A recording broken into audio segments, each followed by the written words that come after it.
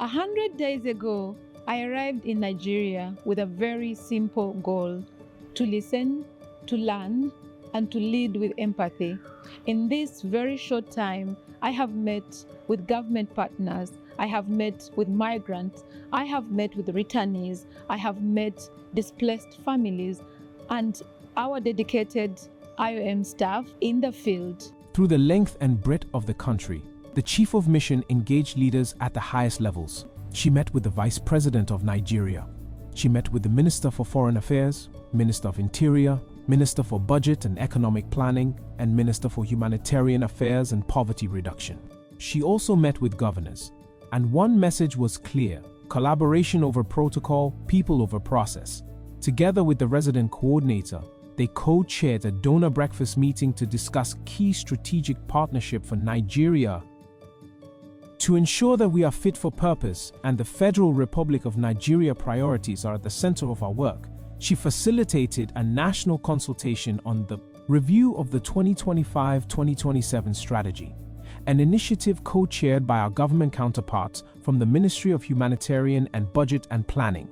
On her arrival, first of all, she paid a courtesy visit to the Honorable Minister, Federal Ministry of Budget and Economic Planning. That meeting was very strategic because the Honorable Minister was eager to receive her and was keen in granting her audience. And during that meeting, Ms. Sharon Dimarch, unveiled IOM agenda in Nigeria. From the corridors of policy to the heart of communities, she listened to returnees, walked with displaced families, and sat with traditional leaders shaping local solutions. In every handshake, I saw possibility. And in every voice, I had purpose. And in every community, I felt resilience. I felt hope. She stood where migrants landed, welcoming them home at the airport and at transit centers. This was more than visibility. It was leadership rooted in presence and purpose. She believes that to build on this momentum, we must invest in skills building, psychosocial support, and community resilience. That we must sustain the business case we've started through stronger partnerships, donor support, and innovative financing. That the Nigerian diaspora and remittances remain a lifeline. We must tap into this network, not just for funding, but for knowledge transfer and nation building.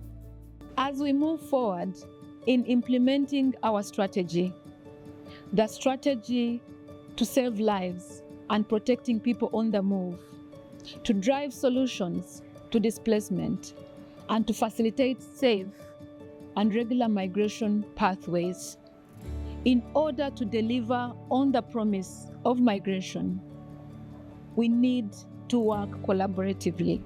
We cannot do this alone. We need to mobilize resources boldly and in a collective manner. This means engaging not only with our traditional development partners, but with the private sectors, with the individuals, with the communities, and everybody out there who is willing and interested to build a resilient community in Nigeria. Because only together we can scale impact, drive innovation, and make migration work for all.